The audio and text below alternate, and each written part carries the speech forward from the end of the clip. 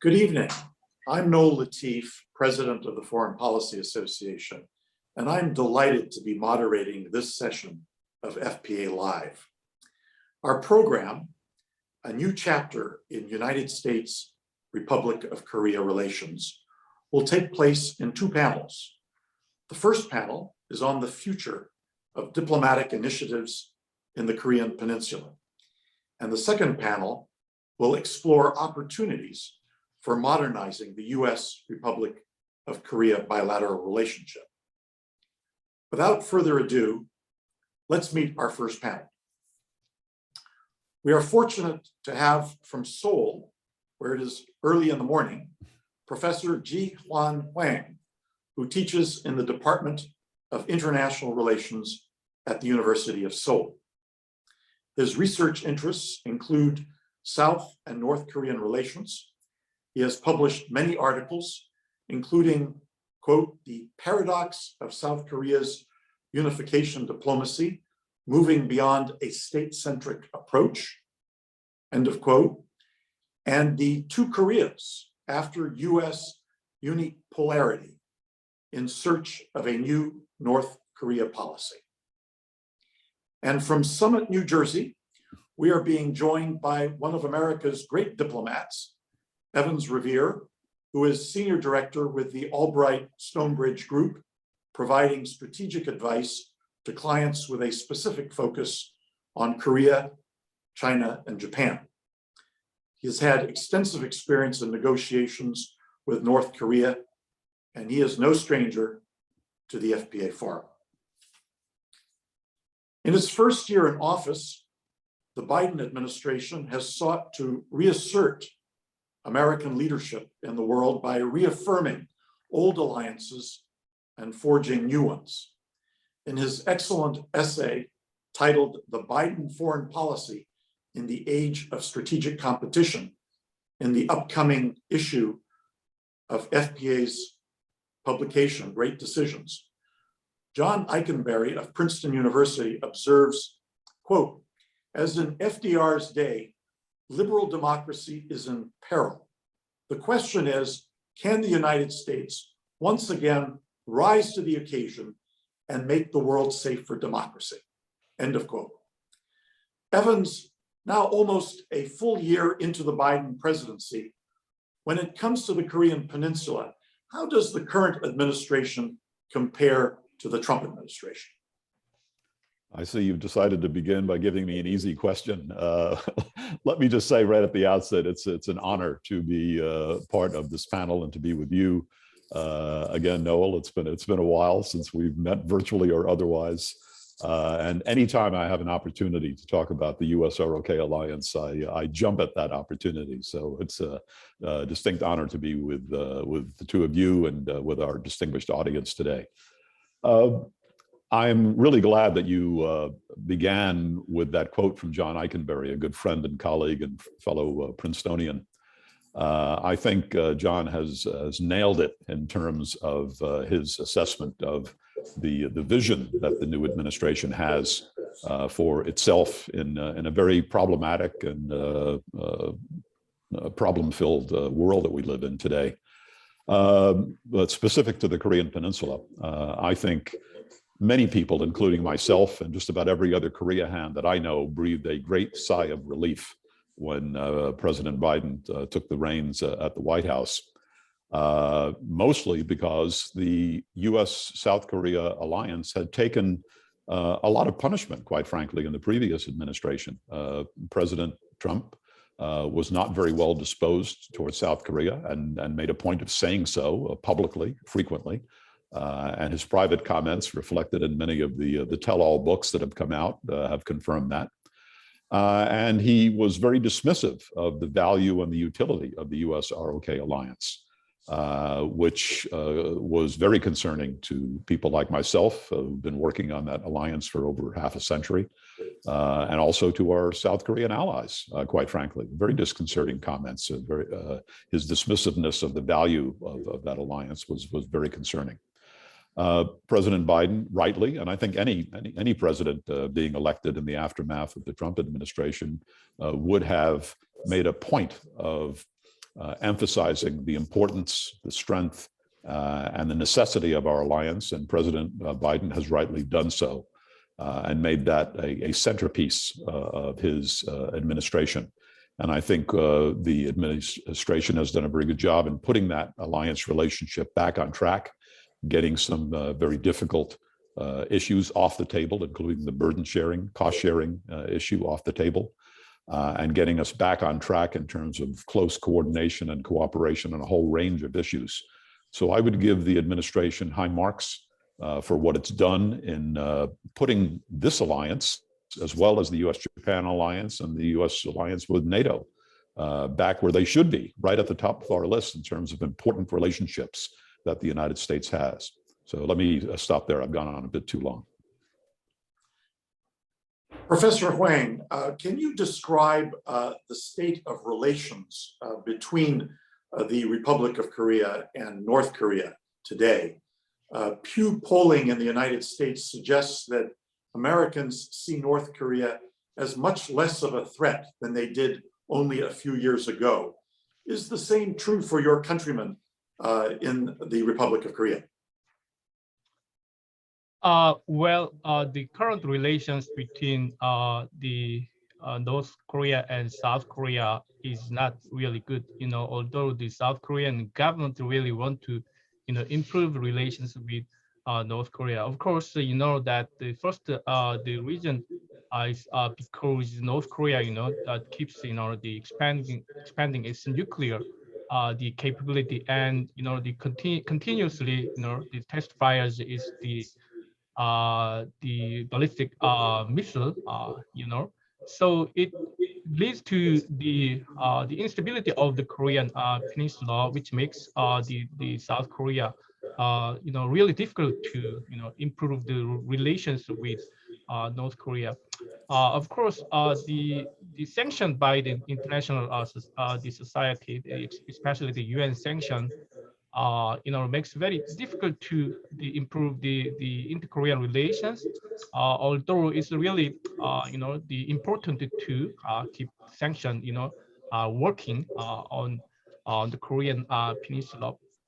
But the thing is that the U.S. role is really important. Actually, I think the President Biden, the United States Biden administration, has declared that his North Korea policy will be based on the previous, the inter-Korean and the U.S. DPRK agreement, including the 2018 the Panmunjom Declaration and between two Koreas.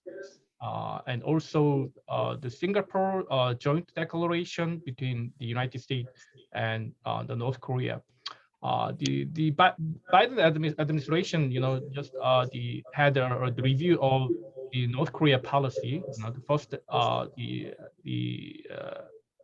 half of this, in the first half of this year. And the Biden administration has described its North Korea policy as a calibrated and practical approach, which is, should be very different from the previous Trump administrations, the summit diplomacy and also the Obama administration's strategic patience. But the thing is that, however, given the lack of the details of this approach, including a specific agenda, as well as the conditions in which the negotiations will take place, there are concerns about just how the calibrated and the Biden administration's approach will be. And so at this moment, the Biden appears unlikely to undertake a change in policy unless the North Korea makes the first move. So under these circumstances, under these conditions, the inter-Korean relations has really many difficulty, to evolve, and the South Korean government has very, has a hard time in improving the inter-Korean the relations. I think. Let me stop here. Yeah. May I just follow up and ask you how you would characterize the relationship between President Moon and Kim Jong-un?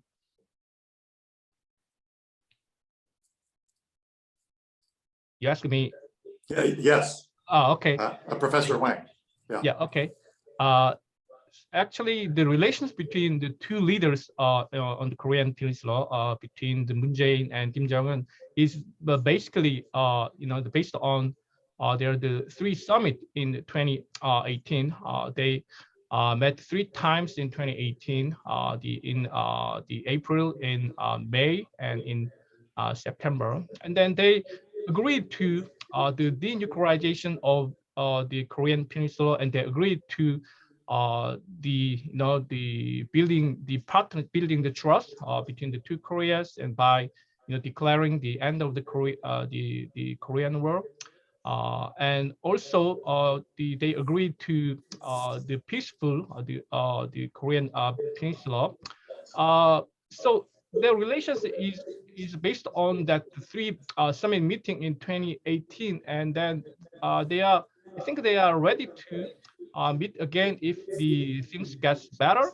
But the international environment, and also the North Korea's, the domestic and the external, situation is not really good to improve the personal relations between the two leaders on the Korean Peninsula. But basically, I think they have trust to each other, but the situation is not really good. So if it gets better, and I hope that they will meet again, maybe before the President Moon Jae-in leaves the office the next year. May I ask both of you to comment on the next question? The idea has been floated of issuing a unilateral end of war or peace declaration by the US and the Republic of Korea. This appears to be a high priority for the Moon government, and much less so for Washington. What are the prospects for the issuance of such a declaration in the remaining months of the Moon administration? Evans, would you like to comment on this question first? Sure, got a number of thoughts on that.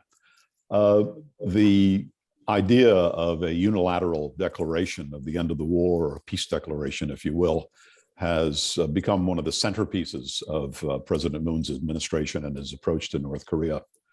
President Moon and his team have suggested that the issuance of this declaration would change the atmospherics on the Korean Peninsula in a fundamental way and lead to a virtuous cycle, if you will, of action and positive reaction from the North Koreans.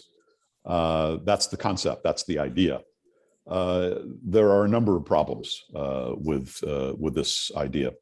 The notion of issuing an end of war declaration or a peace declaration while North Korea remains a nuclear state, a nuclear armed state, is very problematic. The international arms control community is deeply concerned about the idea that this would effectively legitimize, if you will, North Korea as a de facto nuclear weapon state. And certainly the North Koreans would pocket this idea of a end of war peace declaration. It would have, in my view, no effect whatsoever on their determination to remain a nuclear weapons power. And in fact, it would probably confirm it in their minds that now that peace has been declared, now that the end of war has been declared, there's absolutely no need for North Korea to take any steps in the direction of denuclearization, especially now that an important card has been played and lost in dealing with North Korea. And so from an international arms control perspective, and also from a perspective of denuclearization being our key priority here, I fail to see the wisdom behind this idea. No less importantly, from an American perspective and from an alliance perspective, declaring an end to the war, declaring peace on the Korean Peninsula, while nuclear weapons remain, and almost certainly will remain, in North Korea. Beyond that, we will have almost certainly a North Korean response that since the war is over, since peace has been declared, Why is there an alliance between the United States and the Republic of Korea? Why are there US troops on the Korean Peninsula? And why are US weapons systems in the region? The North Koreans, in true to form fashion, have already hinted that this is going to be their position, because they have now demanded the cessation of US ROK military exercises and the end of US so-called hostility, the end of, in effect, our alliance relationship, as the price for even considering the idea of talking about a peace declaration. So the irony of this peace declaration concept that's been developed by the Moon government is that North Korea itself has all but killed the concept by demanding certain major concessions, easing of sanctions, ending of exercises, and other steps before they'll even think about talking to the ROK about this. And in my view, that this has made the idea of a peace declaration pretty much dead in the water at this point. Thank you, Evans. Professor Hwang, would you like to comment? Yeah, basically, I believe that the end of the Korean War Declaration is a political declaration. So it, that most of the participating powers in the Korean War, established the diplomatic relations, for example, between the United States and China, and the South Korea and China, and also the two Koreas, agreed to declare the end of the Korean War in the 2018 the summit meeting. The U.S. and actually the U.S. and North Korean relations is unresolved in the sense of the end of the world declaration. But the end of the world declaration is not only the political declaration, but also has many very difficult legal issues. So it is very necessary to have some real progress on the denuclearization issue on the Korean Peninsula before any real progress on the end of war declaration, because that the end of even though the end of the world declaration is the political declaration, but it should involve the very high ranking the government officials, especially maybe the secretary of state, or the very high ranking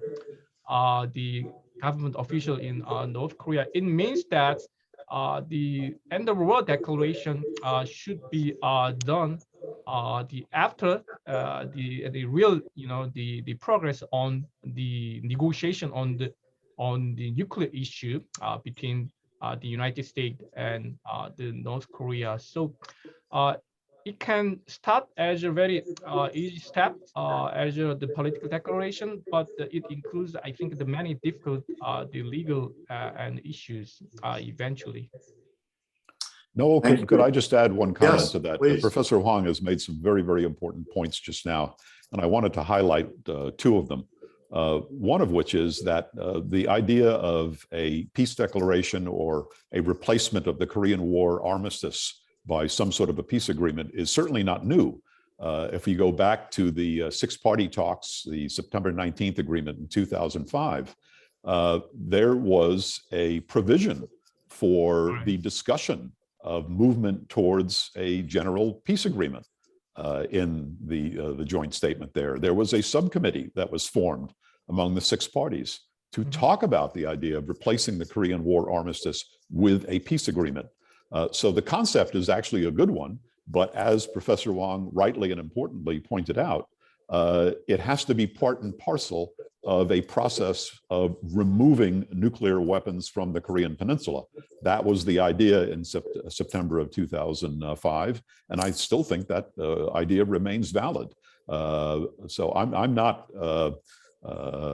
opposed to the concept of a peace agreement that would replace the Korean War armistice, but it has to be part of a package that moves the peninsula towards full denuclearization. Otherwise, all of the problems that I mentioned earlier come to the fore. The other interesting technical point, which I think Professor Hwang hinted at, is that there are some interesting legal and technical issues related to replacing the armistice agreement, not the least of which is South Korea is not a signatory to the armistice agreement. The United States signed for the UN command. President Syngman Rhee, if the historians out there will recall, refused to sign the armistice agreement. And the North Koreans have, over the years, consistently reminded South Korea that it has no business talking about replacing the armistice because South Korea never signed it in the first place. At some point, I expect to hear that talking point from the North Koreans again. But actually, let me add shortly. Actually, although the South Korea is not the signatory to the armistice agreement, but both Koreas, two Koreas, already agreed to sign the end of war declaration. So including South Korea, North Korea, and maybe the United States, all the China. So I don't think there is any real problem that the South Korea they participate in this end of the world declaration, the negotiation, and also even when we sign the end of the world declaration and the peace treaty. Can you both give us your views on whether the United States and the Republic of Korea are on the same page regarding China and the Quad alliance, comprised, of course, of India, Japan, Australia, and the United States? Evans, can we start with you? I think the Biden administration and the Moon administration, for that matter, have done a very good job of managing differences, quite frankly, on a number of extremely important issues. And this is one of them. The end of war declaration is another one. There is an interesting list of issues in which Washington and Seoul don't see eye to eye on, and I think this is one of them. And I understand the Korean concerns here. China is the Republic of Korea's largest trading partner. There is an important dimension in South Korean thinking that China needs to be kept on side because perhaps China can be helpful in bringing about the reunification of the Korean Peninsula eventually, and possibly bringing about denuclearization. But the fact is that the region is changing dramatically, dynamically, because of the rise of China. China's growing economic and political and military strength. China is more and more asserting itself on the world stage, and certainly in the East Asian region, in ways that are troubling to many of China's neighbors, including Japan, Australia, and others. And the United States and like-minded countries have worked in various ways, including by the formation of the Quad, to try to bring about a measure of stability and predictability into relations among the parties in the region, but also to preserve a free and open Indo-Pacific region, to keep trade lanes and sea lanes open, and to, if necessary, push back against some of the excesses that we're seeing from China. South Korea, Republic of Korea, has been very careful not to commit itself to being interested in joining that grouping. Although in the summit between President Moon and President Biden that we saw a few months ago, President Moon went very far, astonishingly far, in the direction of almost endorsing the Quad as a valid, important, and legitimate organization that was worthy of consideration for Korea's participation. I was quite struck by that. But overall, the Korean government has tried to keep the Quad at arm's length, be out of consideration for its relations with China and the various sensitivities that I just mentioned. Professor Hwang, would you like to comment? Okay, although the South Korea is not the official member, not a member of the Quad, but the U.S. and South Korea are a like-minded country. I want to highlight that the importance of that, the meaning, the like-minded countries. So I think that the relations of between the U.S. and South Korea, that extends far beyond, the Korean Peninsula. So because it is grounded on the same value, like-minded countries, and our approaches to the Indo-Pacific region is not really different, because both the United States and South Korea in the summit meeting at the last May agree that we will work to the cooperate, on the peaceful region.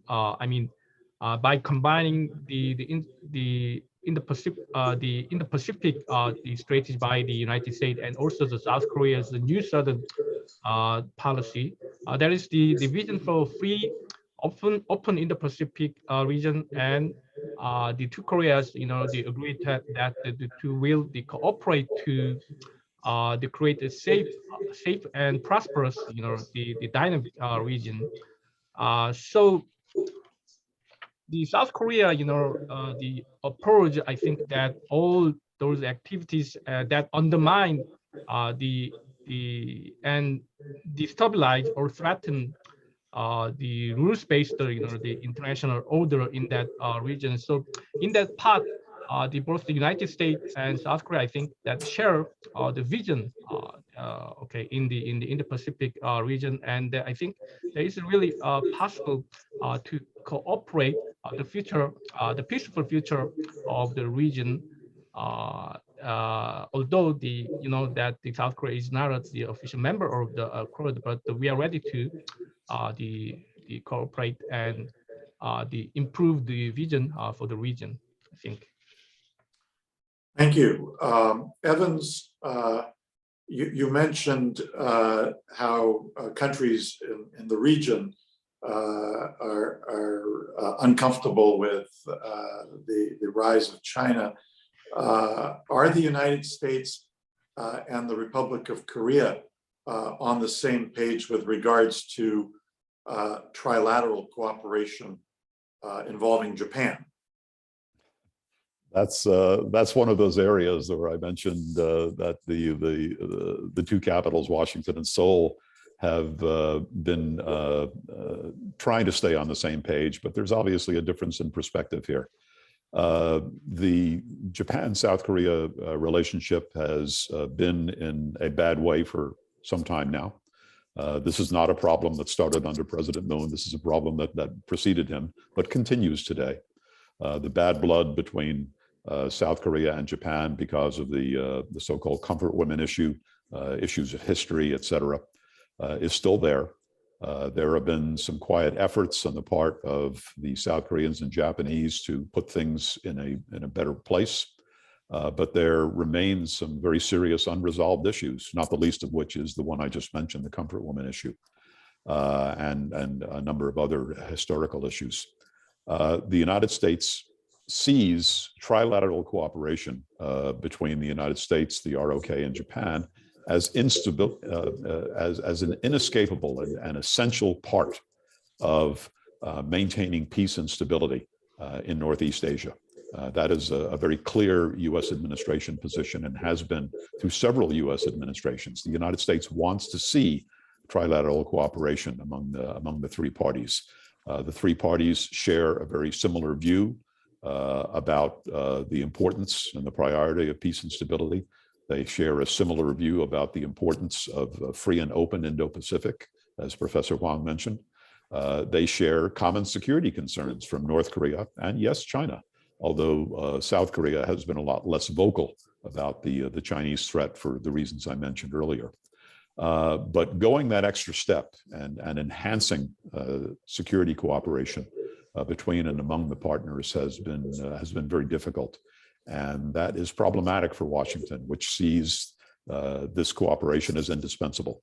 And so that's one of those issues that I'm sure continues to be discussed very avidly between Seoul and Washington. And I would not be surprised to see that it is on the agenda of the Assistant Secretary for East Asia Pacific Affairs, Dan Crittenbrink, an old friend, who is either in Seoul or on his way to Seoul right now to meet with senior officials of the South Korean government.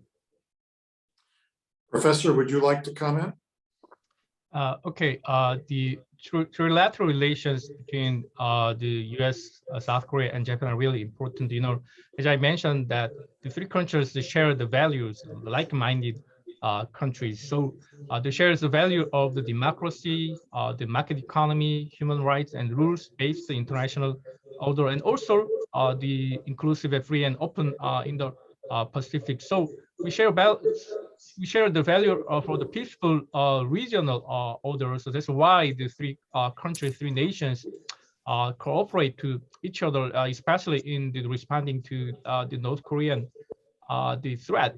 But there are, as the Evans mentions, there are several things that maybe mostly the historical issues unresolved between Japan and South Korea. So, but it is the bilateral issue, and we are ready to resolve, especially South Korea is ready to resolve those issues if the Japan, is also ready to talk with South Korea about those issues. But because that's the deep rooted, the historical issues, it's not really the easy to resolve those issues in the near future. So I think that the U.S. role is really important in coordinating these trilateral relations, although we may not have some very promising relations in the future with Japan. But anyway, that South Korea shares many things with the United States and Japan. So maybe we can make effort to improve our relations in the future, especially in many issues such as North Korean issue and the China issue, and also the especially the rules-based international order, something like that. Thank you. Evans, should sanctions on North Korea be eased in order to bring Pyongyang to the negotiation table? I don't think that would be a good idea. Sanctions remain an important tool, if you will. They are an important card that the United States and the international community can and should continue to play to remind North Korea that there is a price to be paid for its intransigence and to be preemptively giving up some of the cards that we have in order to induce North Korea to come to the negotiating table, a negotiation that would be in North Korea's interest as well. I don't think that would be a good idea to preemptively ease sanctions. Having said that, I think there is something to be said for a dialogue between the United States and North Korea in which the United States makes clear that the goal of the United States as we move towards denuclearization is the easing of unilateral and bilateral and multilateral sanctions on North Korea. That's something that this administration and the previous administration has said, and it's something that bears repeating to North Korea. Our goal is not to keep sanctions on until the end of time. Our goal is to remind North Korea that it must pay a price for defying the United Nations Security Council and defying the will of the international community by becoming a de facto nuclear weapons power and threatening its neighbors with its military forces.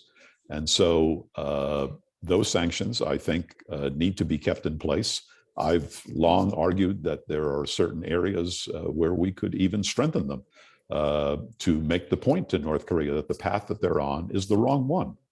But once again, it's an important card that we have to play. It's a card that we should continue to play. We should continue at the same time to make exceptions for humanitarian aid to the North Korean people. When I was in previous administrations, I made a major effort to ensure that the United States, despite the tough sanctions that we imposed on North Korea, made exceptions for aid that is directed at those who really need it in North Korea. And I think that has been a theme of the current administration and Washington's approach on North Korea, and I certainly support that. Professor, would you like to comment? Yes, I think that as of now, I believe that the sanctions should be continued, and sanctions should be kept unless the North Korea, the begins to move on the denuclearization negotiation.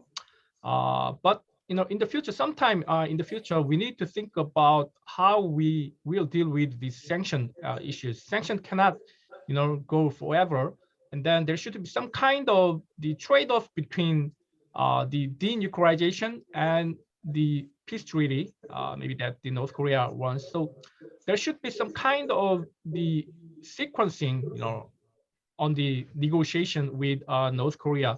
So some part in the future that we need to think about how we will deal with the sanction issue, and then how we will make use of that sanction in order to North Korea to come back to the negotiation table, and in order to North Korea to make some the compromise on that the nuclear the facility. So there was there is be some kind of this kind of the sequencing, and also this kind of the trade-off between the two, between the United States and North Korea, especially, for example, the the Hanoi small deal, the negotiation in the Hanoi, the summit meeting between the Trump and Kim Jong-un, it was a failure. It turned out to be a failure.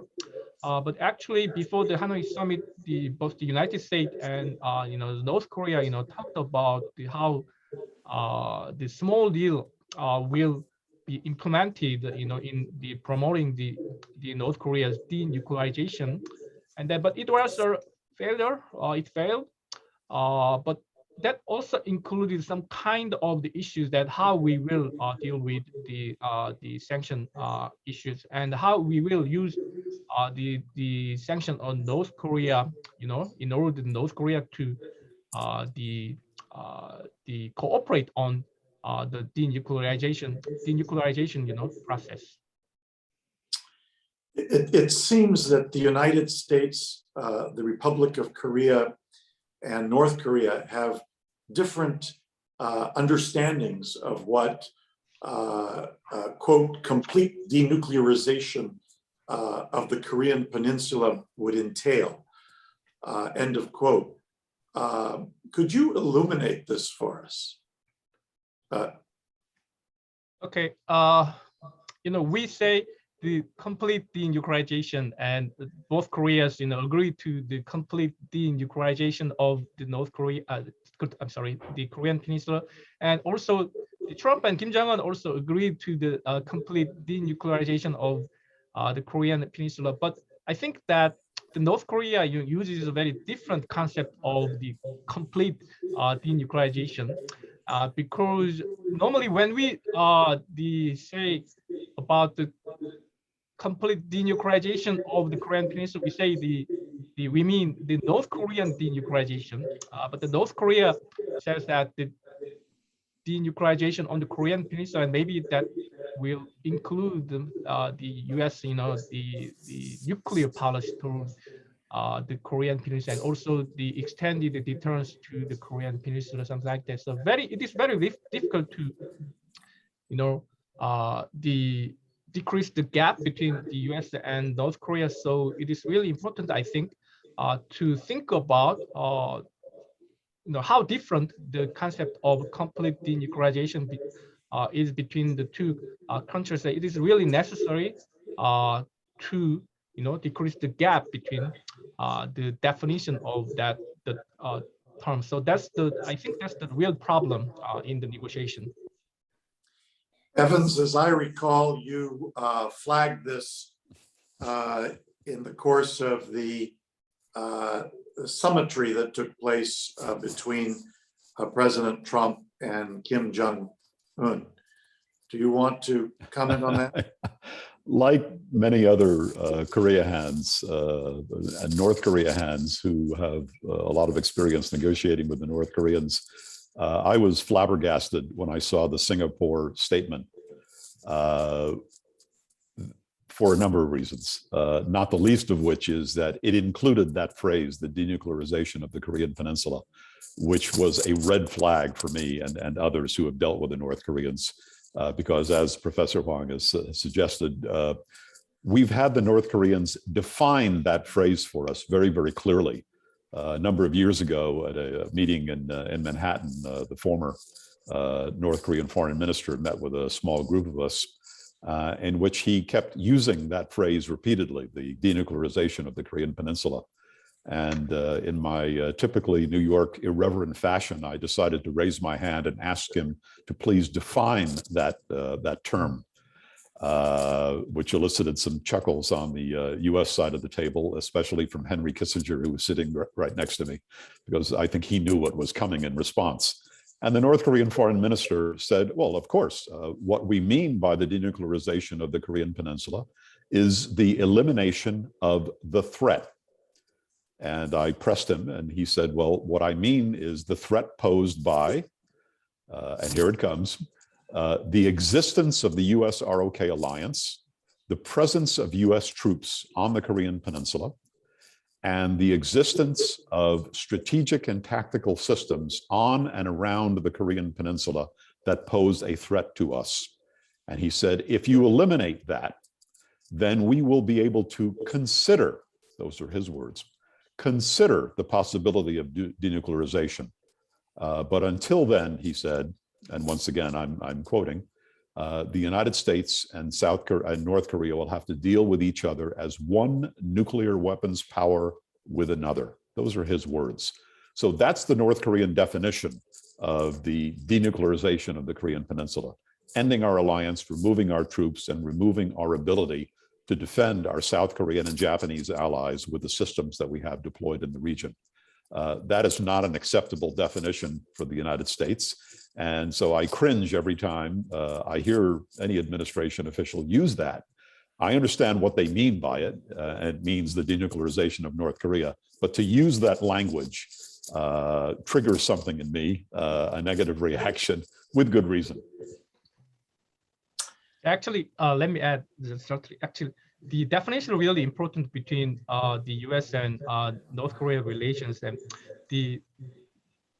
what matters that North Korea says that the ending the US hostile policy toward North Korea. But when we ask her what does that really means, the end of the US hostile policy toward North Korea, North Korean official doesn't say the exact meaning of the end of the US hostile policy toward North Korea the means. So maybe that includes the complete transformation of the US security policy toward not just to the Korean Peninsula, but also to the China or the Northeast Asia and all, maybe the global strategy, global security strategy, which I don't think that the United States will accept that North Korea's the concept or that strategy, the meaning of the strategy, I mean.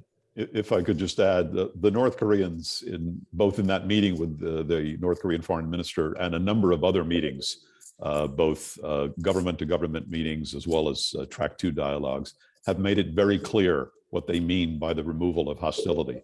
And their definition is the same as the foreign ministers. The removal of hostility means the removal of the threat, which means the end of the alliance. They've made it very clear to us in our conversations and in my conversations with them. Well, thank you for those insights. Professor, you are an expert on reunification.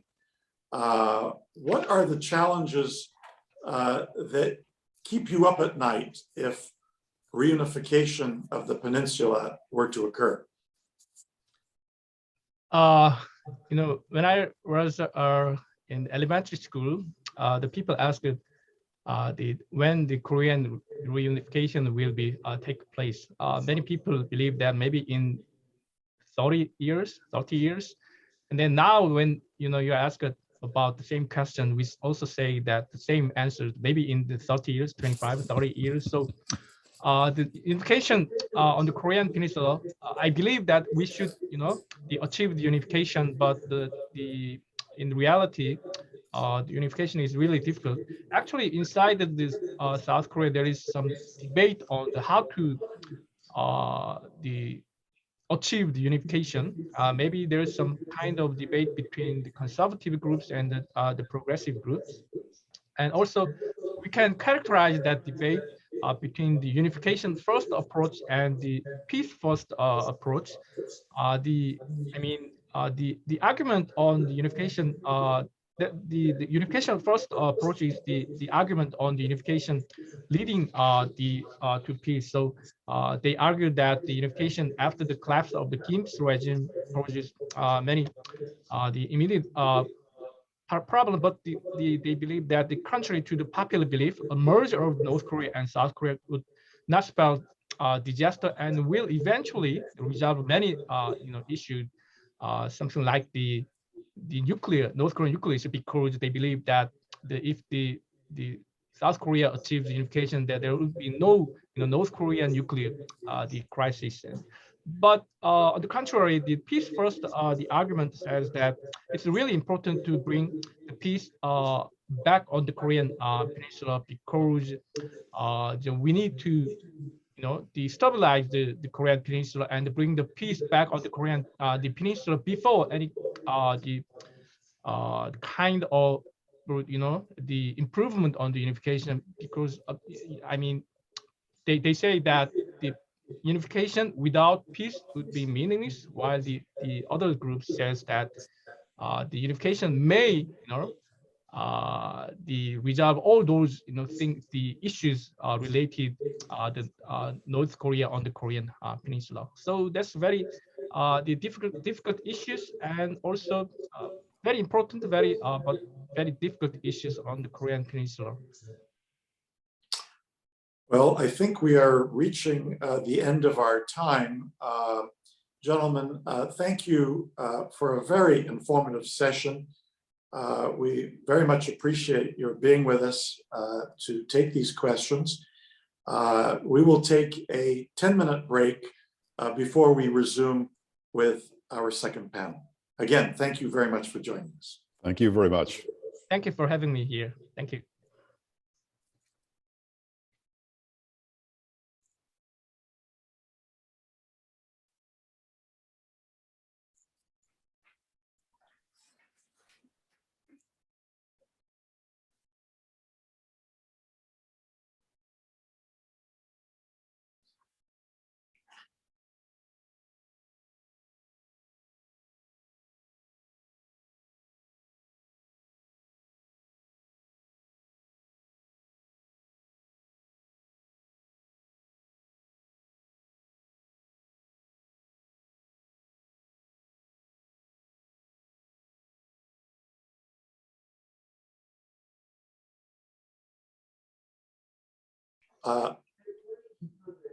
A new chapter in United States Republic of Korea relations is our program today.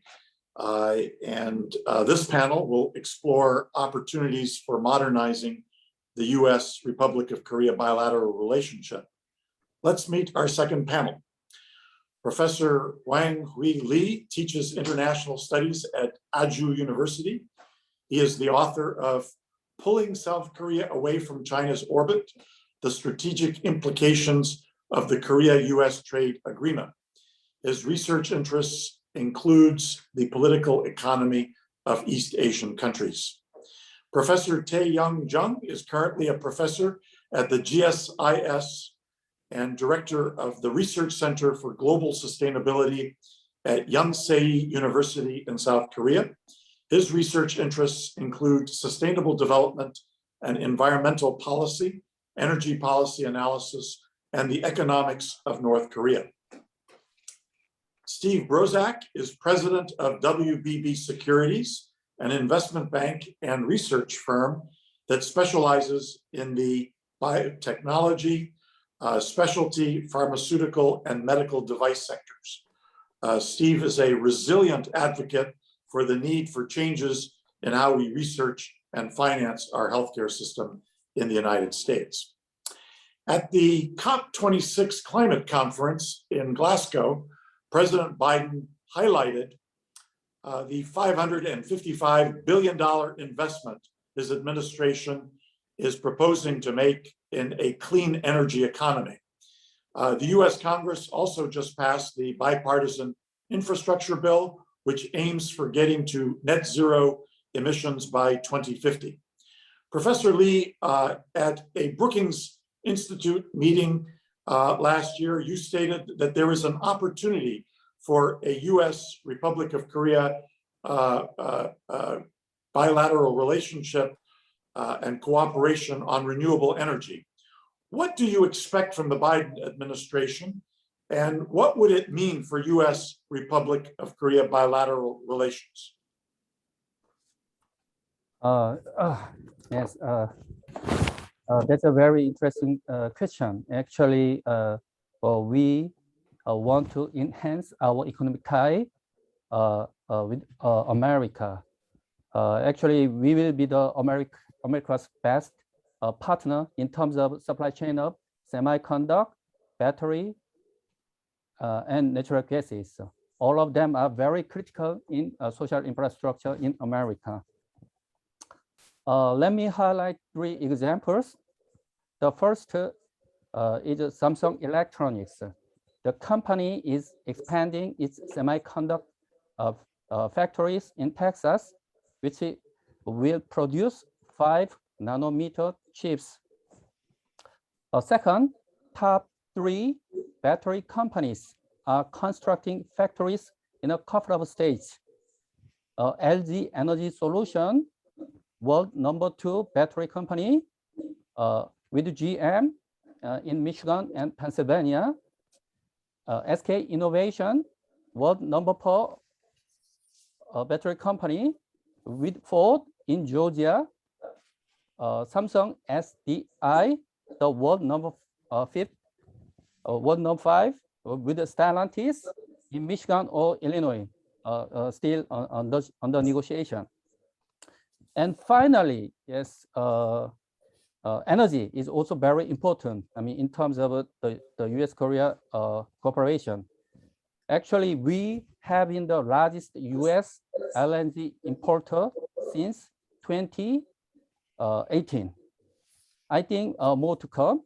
We will importing an additional 1.5 million tons of LNG annually from BP between 2025 and 2039. In this sense, yes, Korea is perfect partner for Biden administration's supply chain policy. Thank you, Professor Lee. And where does the Republic of Korea stand on getting emissions to net zero? What has it set as its objective? Yes, last September, the President Moon committed the Korea will achieve net zero by 2050. And as you might know, the Korean government initiated a very ambitious project. Which is called as a Green New Deal in last year.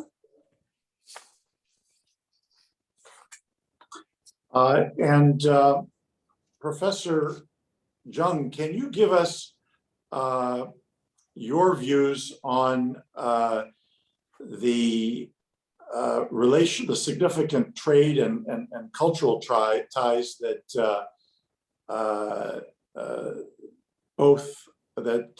the Republic of Korea has with both the United States and China?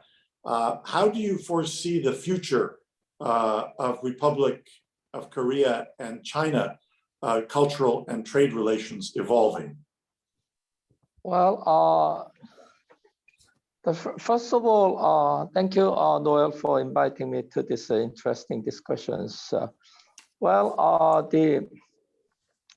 As you know, the U.S. has been #1 partner from the very beginning of the Republic of Korea. I mean, after Korean War for last 70 years, Korea has been #1 partner in every sense.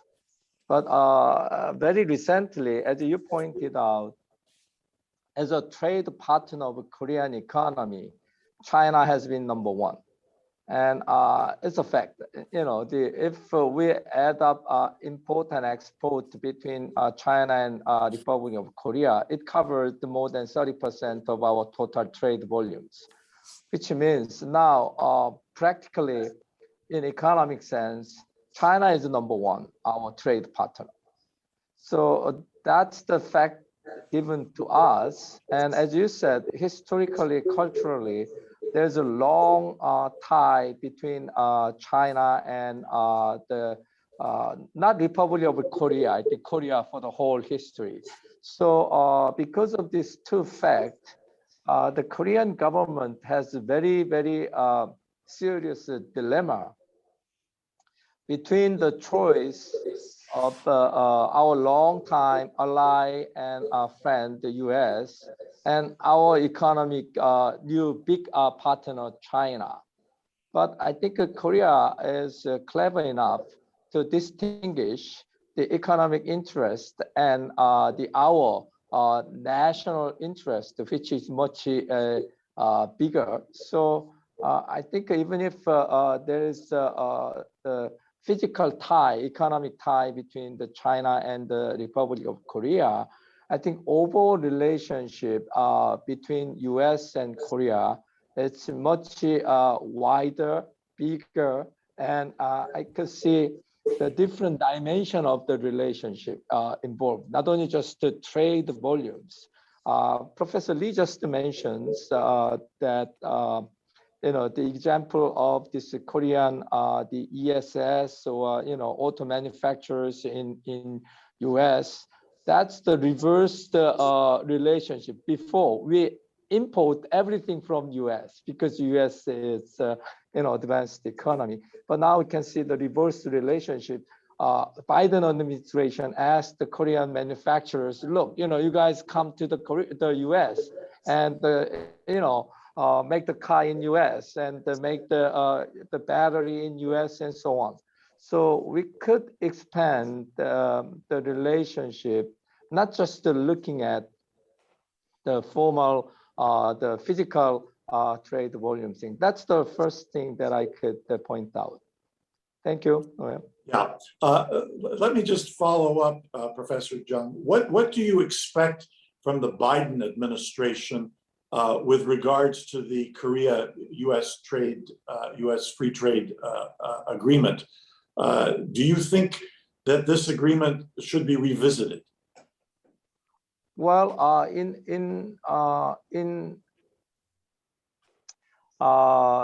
in two sense, I think the first of all, definitely, I think the U.S. ROK's free trade agreement has to be revisited because the conditions and the situations are quite different. You know, U.S. has been #1 for a long time, but the Korea's economic, you know, the status has been increased. I think when we had this free trade agreement almost, you know, 20 years ago, Korea was not that big country. Now, the Korea's economic size is not that small. I think, you know, within #10, you know, economy, and Korea has been developed. And as I just give you the example, US keep asking Korean manufacturers to come to US territory. So under that situation, I think we have to revisit and you know, revise the US-Korea free trade. Second thing, I think this second development is much more interesting to me. When our President Moon visited the US in last May, and we had a summit with President Mr. Biden, and at that time I observed something very interesting. Not only just the two countries bilateral, you know, in and out, but Mr. President Biden suggests look, the Korea, you guys are very good in nuclear, the power plant, the construction, operations, and so on. And US obviously we have the technology, and so why don't we work together and going abroad together?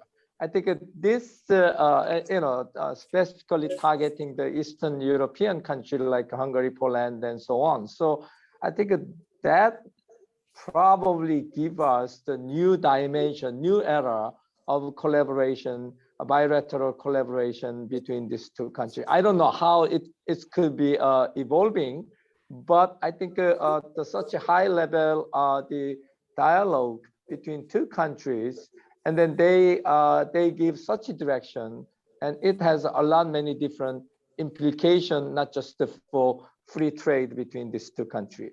That's my second point. Thank you very much, Professor Jung.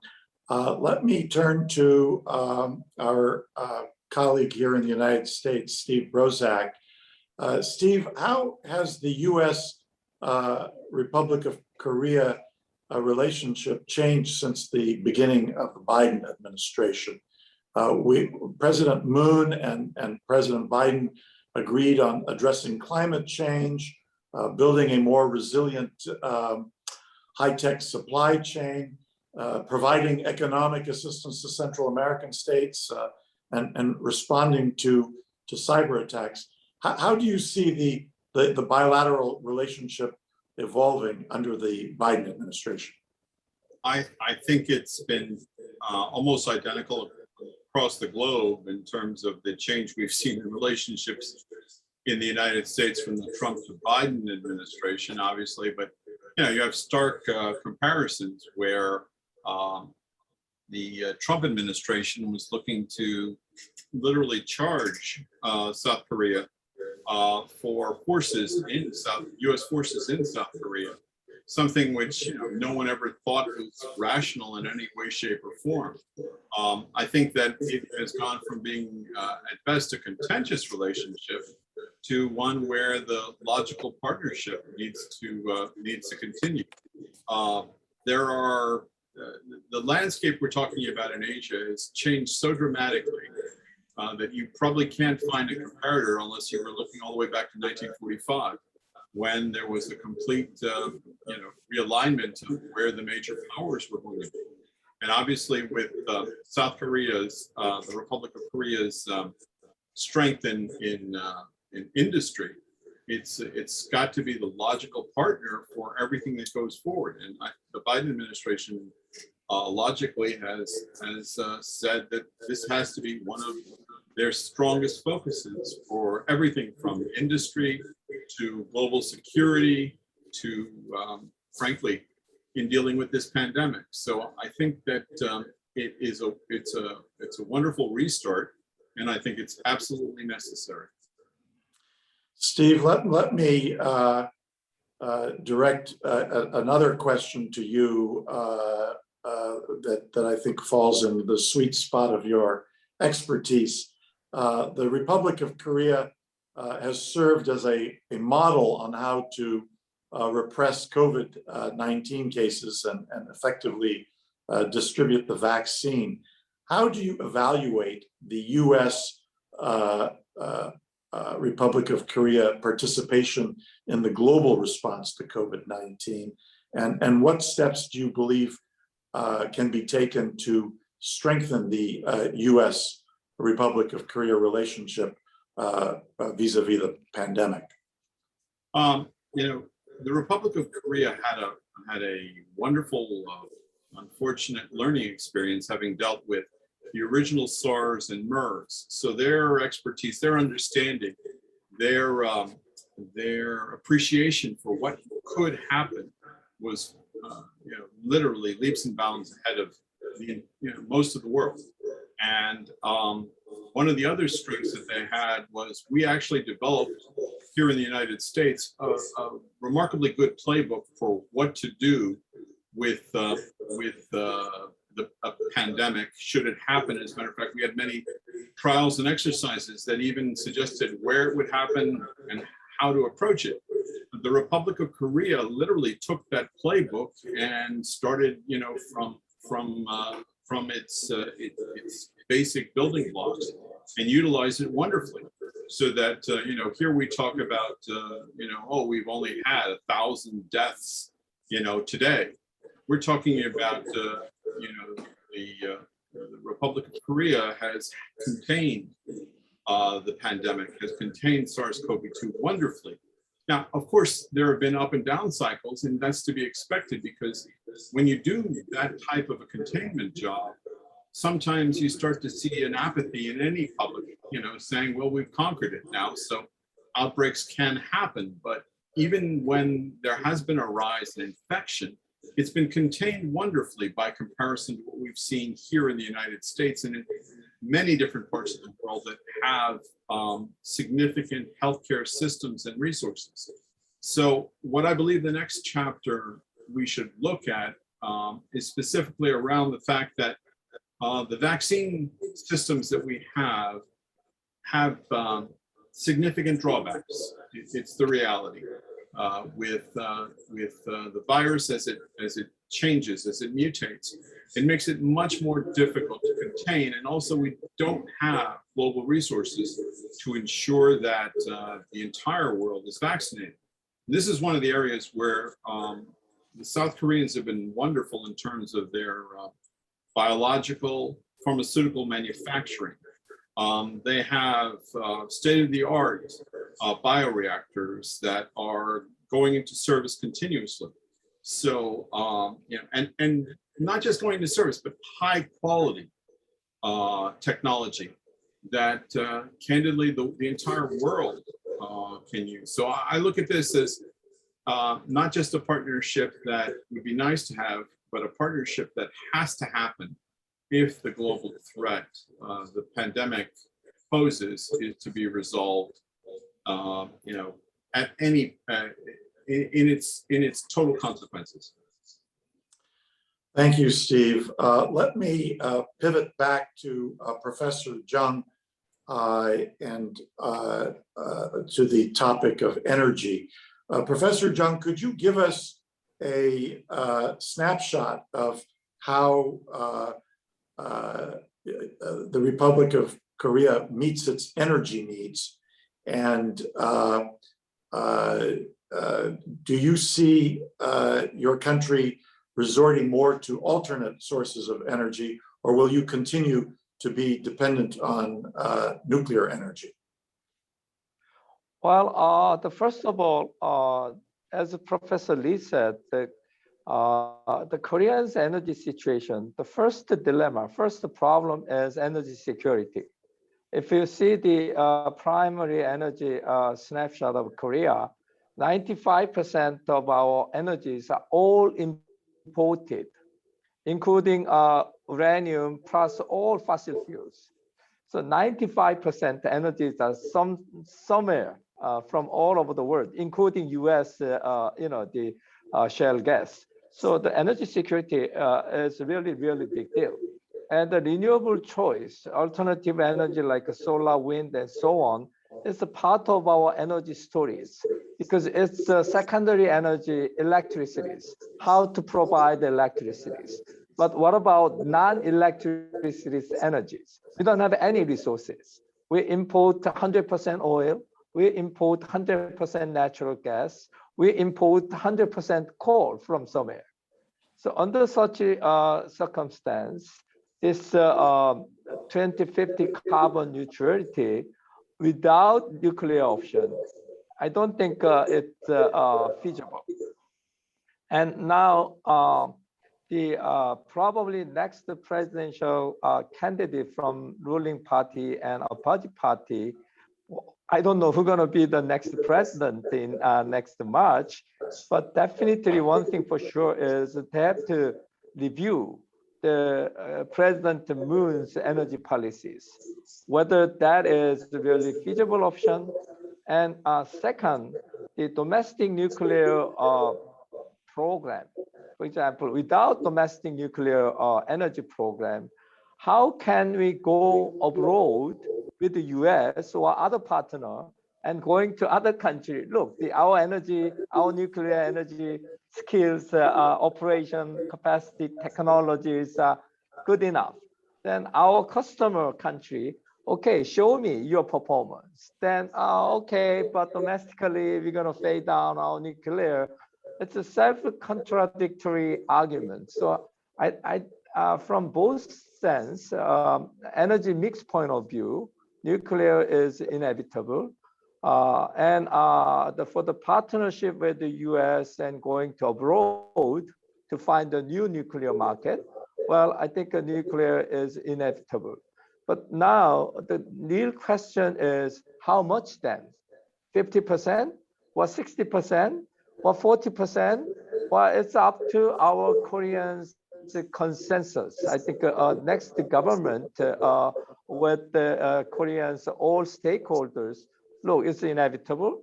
So we have to choose the nuclear. But I think that's the next step that I could expect in Korea next year.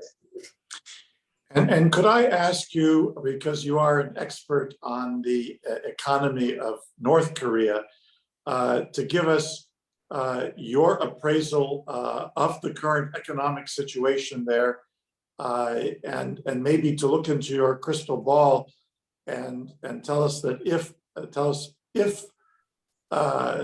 the North Korea were to integrate economically in the course of reunification, what would that take? Well, I think for the economists here in South Korea to look at the North Korea, I think it's really, really puzzle. For last, especially for last 2 years, economic sanction from US, Korea, UN, and so on was quite severe. And we expect that, even if it's the autarky type closed economy, it's going to be really, really big pressure to North Korean economy with the COVID-19 situation. But still, this is strange country keep launching the missiles and so on. So it's really the country. But one thing for sure, if you look at the North Korea's trade, 90% of their trade with China. And still, under this COVID-19 situation, the two countries' borderlines are closed. But if the domestic economic situation in North Korea is getting worse, then I think North Korean authority, they have no choice but opening up with China. Then this will maybe continue for North Korean economy to survive marginally, but later the two countries, the South Korea, North Korea economy integration, I don't know, North Korea will choose that path. Still, I'm not quite sure. If so, it's going to be great opportunity, not only for two countries, but this Northeast Asian region. This is going to be enormous economic opportunity. But I'm not quite sure that the North Korean authority, they choose that path at this stage. Thank you. Professor Lee, the Republic of Korea is the 7th largest trade relationship with the United States. How do you see trade expanding between our two countries? Yes, as I said, yes, South Korea is important players. I mean, in key industry, especially semiconductor, batteries, and nowadays the Biden administration is try to structuring global supply chain. Actually, nowadays, I mean, supply chain is centered on China, not the United States. I mean, in that sense, as I said, the Korea can be a crucial role in reshaping the global supply chain of the semiconductor and batteries. But one problem is that semiconductor, as you know, recently the U.S.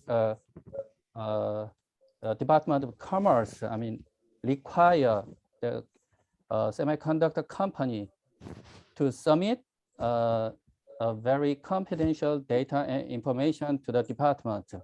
But many Korean companies are worried about that because it can provoke some legal conflict with customers. And let me, remind of the side effect of this action. Actually, we are very concerned about China make the same request to Korean company. Submit our data and information to the Department of Commerce. The China Department of Commerce. We trust America because America is our ally, but China is not, and we cannot trust it. But America make precedents, and it is very difficult for Korean company to register the China's request. In the future. Can I also ask you to give us a status report on supply chain bottlenecks? Is the Republic of Korea experiencing those kinds of bottlenecks, and are they from your neighbors? Because we're hearing that Vietnam has been affected especially badly by the pandemic, and that is causing some problems in the region. Actually, as Professor Jung said, Korea is heavily dependent on the Chinese product at the moment. Yes. Nowadays, semiconductor is our precious asset, but battery is heavily dependent on Chinese, rare earth materials. If China stop exporting rare earth materials, we can't produce batteries. That's the main problem of our economy. And can I ask you what it is your government trying to put in place policies to diversify its dependence on China? In a sense, diversification is very difficult because of the global supply chain. It's nowadays, it's centered on China. China is the biggest manufacturer of many things, electronics, computers, telecommunication equipment. But diversification, it will take a long time. But Vietnam is a very special case because Samsung Electronics heavily invested in that country. Actually, Vietnam's export more than 30% is Samsung Electronics products. But Steve, no, please continue. Sorry. Except Vietnam, it's very difficult to diversify our investment. Actually, we has a very high expectation of India, but as you know, India is in turmoil because of the pandemic spread. Steve, would you like to put your geopolitical hat on and comment on the recent quadening of the United States, Japan, Australia, and India, which raises the question, should the Republic of Korea be encouraged to join the Quad alliance? I think it's absolutely critical that the Republic of Korea join in, not just because of geographical considerations. I think that as both professors have mentioned, the relationship, the global position that the Republic of Korea has enjoyed with China is obviously significant. It's their major economic trading partner. But when you talk about issues around the availability for these rare minerals and how it can put a stranglehold on the Korean economy for manufacturing, I think that the critical part of this collaboration is one where, make no mistake, the Republic of Korea is a manufacturing powerhouse. But in order to maintain that position, it has to diversify and has to actually expand. You can't just be stagnant. You actually have to go out there. And in obtaining these rare earth minerals in places like Africa and different places like that, it's absolutely critical that new partnerships be developed. So for the continued growth, and candidly, for also a continued maintenance of global relationships. As we've seen, every person can relate to the issues around shortages right now. In order for it to be, I'm not going to say alleviated, because we're not going to see anything like that in the short term, but in the long term, before you can diversify, you have to be able to maintain a steady stream of precursor materials and the ability to have uninterrupted goods and services exchanged. And I think that that's a hallmark of the Quad as it goes forward. Thank you, Steve. Professor Lee, would you care to comment on whether the Republic of Korea should join this new grouping called the Quad? Yes. As a matter of fact, Korea has already participated in global health, technology, climate programs initiated by the Quad. In that sense, yes, Korea is kind of Quad plus country. We share the same values, principles, and institutions with the Quad members, and I believe the scope of our participation will expand. But nonetheless, we are very cautious about the security implications. As Steve said, yes, China is our largest trading partner, and our main threat is North Korea, not China. Actually, North Korea has never stopped provoking by launching nuclear missiles.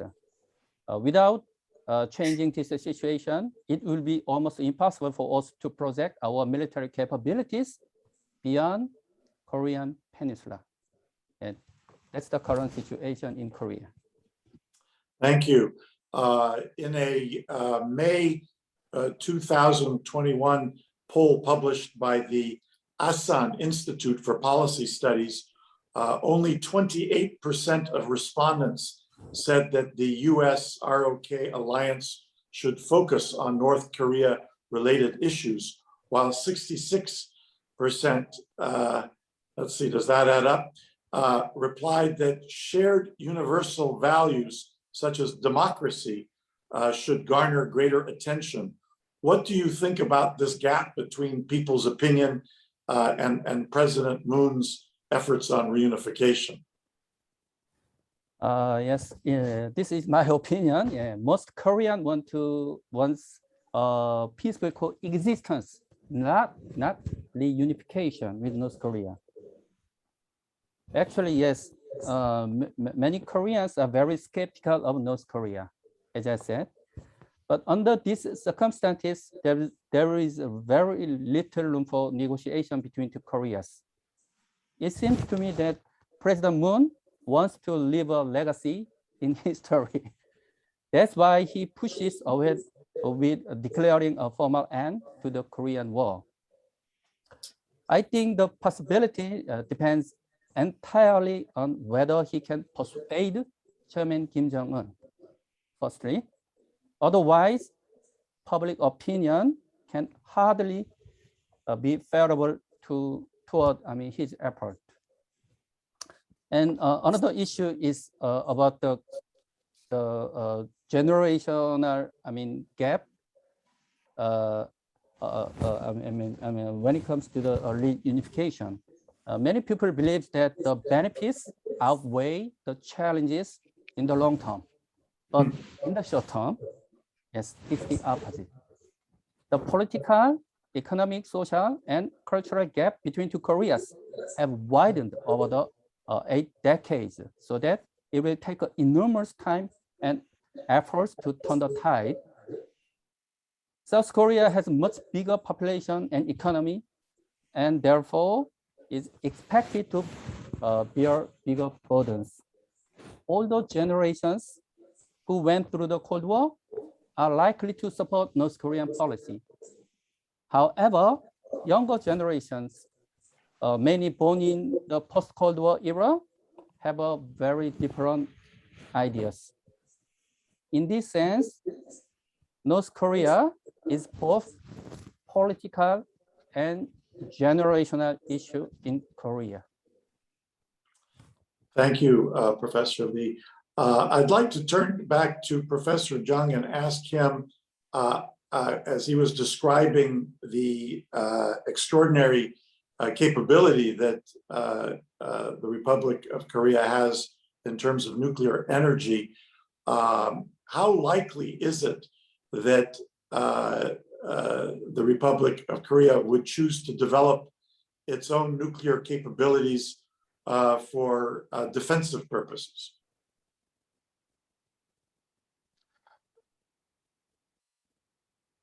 Well, some technical problem. Can you repeat the question Yeah, again? I can the second part. Yeah. Would the Republic of Korea at some point, if it cannot achieve denuclearization with the North, develop its own nuclear capabilities for defensive purposes?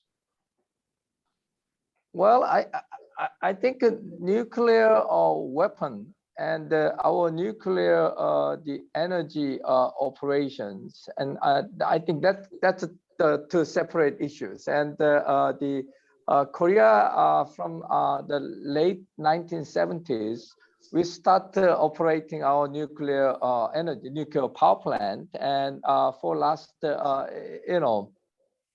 50, 60 years, Korea has been shown up the remarkable performance in terms of technology catch up. I think we got the technology transfer from US for this nuclear the reactor, and especially for the nuclear power plant operation and management, Korea has been #1 performance in the world. I think that's why Mr. Biden, asked Korea, look, you guys are good, so why don't you go together? So still, I think the technology edge, US is the #1 in every sense. Yeah, technology development and the fourth generation nuclear power and so on. But I think human factors, nuclear engine operations, Korea has quite strong competitiveness. That's why Korea has a full confidence. Okay, we are ready to go abroad. One typical example is our successful story in UAE, United Arab Emirates. Korea, finally got the bid, and we are almost the final stage of running this nuclear power plant over there. But the nuclear weapon thing, well, that's a different story. The nuclear weapon, Korea is not yet ready to have full nuclear the cycles. We cannot after nuclear the reactors, we cannot do a plutonium treatment. We should follow the very tight the global agreement on the nuclear waste issues, which is actually with the US.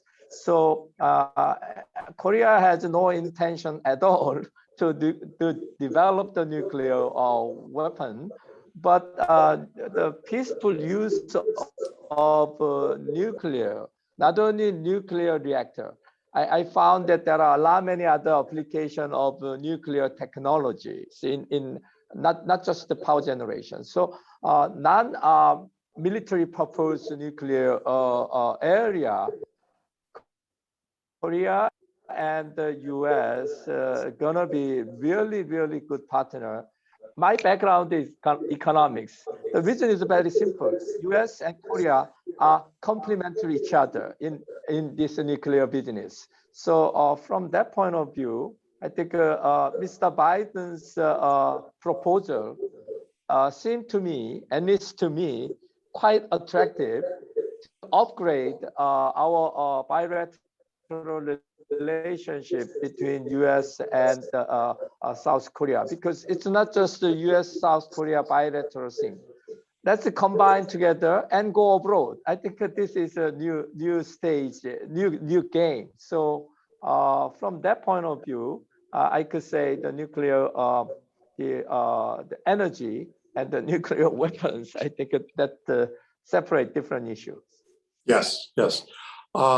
And let me ask Professor Lee, since he teaches international studies, for his appraisal of Korea's soft power. This is a concept that Professor Joseph Nye at Harvard has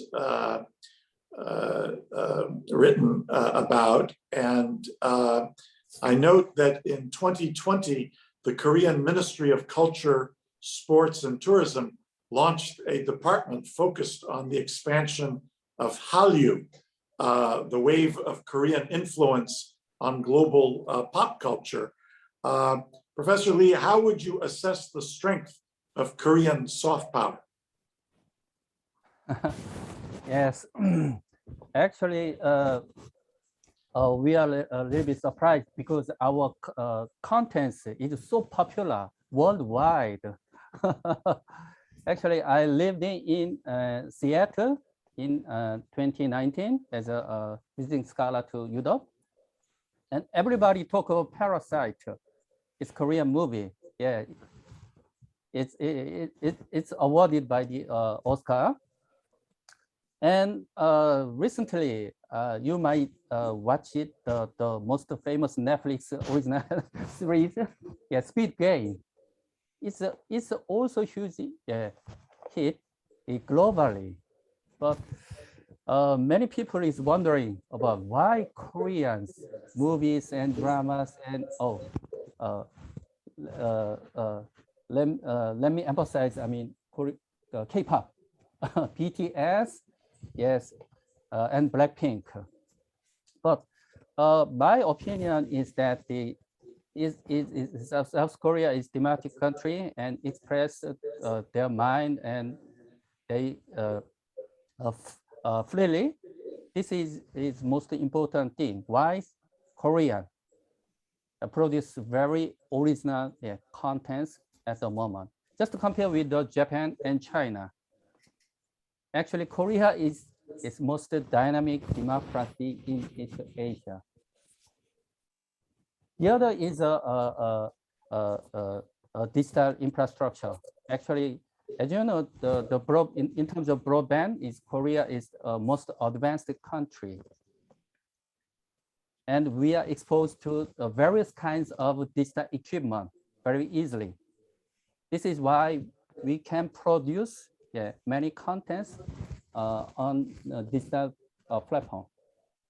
Actually, I watch it, Netflix, YouTube, Apple TV, like that. This is why Koreans can produce, I mean, global smashing hit. Well, I think on that note, gentlemen, I want to thank you for your insightful observations. We look forward to resurrecting this panel again in the future. And to our audience, thank you for joining us for another session of FPA Live. Thank you. Thank you.